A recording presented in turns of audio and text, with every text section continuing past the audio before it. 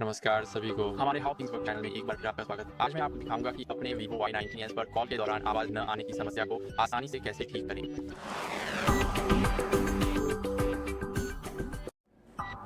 तो सबसे पहले चलिए अपने डिवाइस के साइड बटन का इस्तेमाल करके ध्वनि के स्तर को बढ़ाने की कोशिश करते हैं। तो सबसे पहले चलिए फ़ोन को अनलॉक करते हैं। अब यहाँ वॉल्यूम को बदलने के लिए साइड बटन का इस्तेमाल करने की कोशिश करें। तो जैसा कि आप स्पष्ट रूप से देख सकते हैं, अब ये 2 हर्ट्ज़ और 300% पर है। तो अब चलिए सेटिंग्स में चलते हैं और यहाँ हमें आगे बढ़ना है और हमें जाना है और हमें ये देखना है और हमें ये सुनिश्चित करना है। मैं आपको दिखाता हूँ, यहाँ है साउंड्स एंड वाइब्रेशन।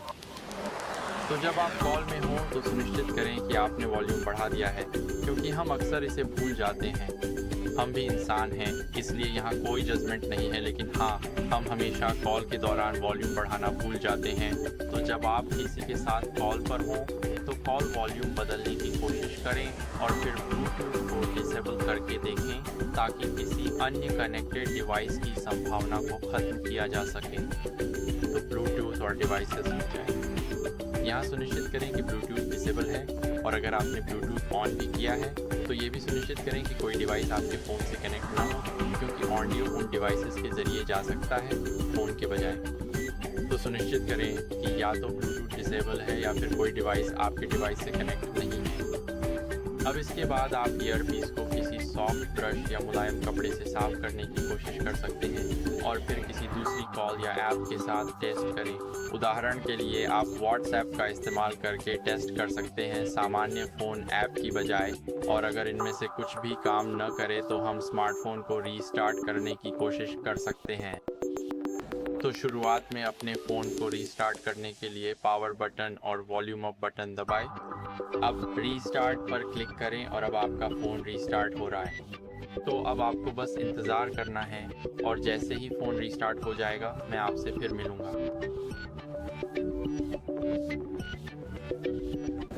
तो अब जब आपने सफलतापूर्वक अपना फ़ोन रीस्टार्ट कर लिया है तो आप अपने डिवाइस की सेटिंग्स में आसानी से जा सकते हैं और आवश्यक बदलाव कर सकते हैं। तो फ़ोन के रीस्टार्ट होने तक इंतज़ार करें, फिर सेटिंग्स पे जाइए।